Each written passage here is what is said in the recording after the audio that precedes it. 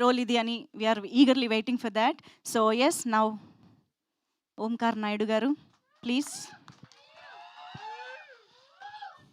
ఏదో నేను డబ్బులు ఇచ్చినట్టే ఉంటుంది సార్. మూర్తి గారు నన్ను ఈ సినిమాలో ఈషా తంతది, మీరు ఎంజాయ్ చేస్తారు పక్క.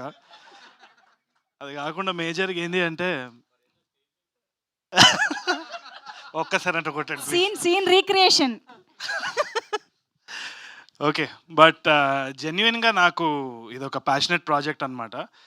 చాలా మందికి అదృష్టం ఉండాలి to act and to transport life. అంటే ఇప్పుడు బేసిక్ ఒక సినిమా జర్నీ ఎట్లుంటుందంటే మనకు ఒక అవకాశం దొరుకుతుంది ఇంకో లైఫ్ లివ్ చేయడానికి. అంటే ఆ కల్చర్ అనేది మనకు అర్థమవుతూ ఉంటుంది, కొత్త మనుషులను కలుస్తాం, డైలాగ్స్ కానీ ఆ క్యారెక్టర్లో we start living that character, వాళ్ళ ఇంట్లలో వాళ్ళ ఫ్యామిలీ ఫ్రెండ్స్ అంతా కూడా. సో ఒక ఆపర్చునిటీ ఇంకో లైఫ్ లివ్ చేయడానికి.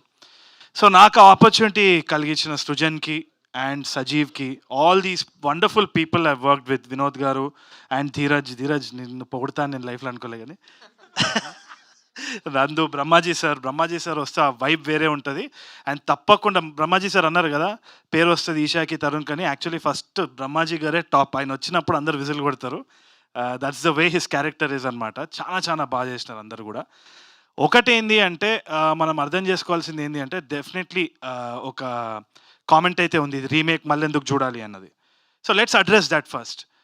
రీమేక్ అన్నది అది ఆ టాపిక్ నేను మళ్ళీ వస్తా కానీ, ఇప్పుడు గోదారి యాస అన్నది అండ్ ఇంకోటి ఆ కల్చర్ ఏదైతే ఉందో రాజమండ్రిలో పోయి when we shot mid summer, ఆ ఫుడ్ కానీ అక్కడ ఉన్న జనాలు కానీ అక్కడ ఉన్న వాతావరణం వాళ్ళు మాట్లాడే తీరు ఏదైతే ఉన్నదో దాన్ని యాజ్ ఇట్ ఈస్ ఒక సినిమాటిక్ ఎక్స్పీరియన్స్ ఇవ్వడం అంటే ఇది ఈ సినిమానే రీసెంట్ టైమ్స్లో నేను గ్యారంటీ చెప్తున్నాను.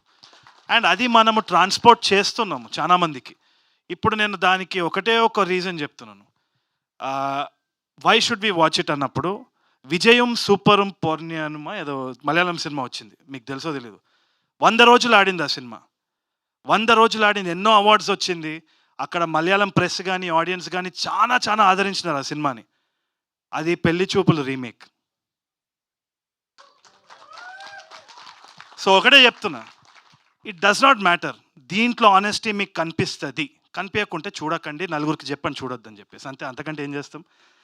కొత్త టెక్నీషియన్స్ వచ్చినారు, we wanted to take a risk. దీంట్లో జెన్యున్గా ఎవరికి they came out of love, ఆ సినిమా అంటే ఇష్టము, ఈ క్యారెక్టర్ చేయాలని ఒక ప్యాషన్, అంత తప్పితే ఎటువంటి వేరే ఆలోచన లేకుండా. సృజన్కి కావాలంటే వేరే ఎవరో హీరో డేట్స్ తీసుకొని ఏదో ఒకటి చేయొచ్చు ప్రాఫిటబుల్గా, అంటే ఆన్ ద టేబుల్ ప్రాఫిట్స్ గురించి మాట్లాడుతున్నా. కానీ ఇంత రిస్క్ చేయడంలో ఎందుకు ఏముంది అంటే అది సినిమా చూసిన తర్వాత మీకు తప్పకుండా తెలుస్తుంది అనేసి నేను అనుకుంటున్నా. It's full of heart.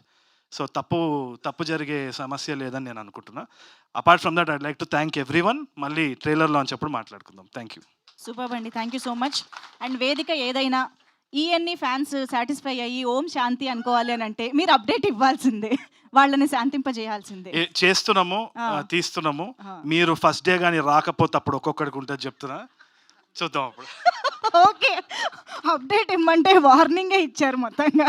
Thank you so much. So ఏమాత్రం ఆలస్యం చేయకుండా మనం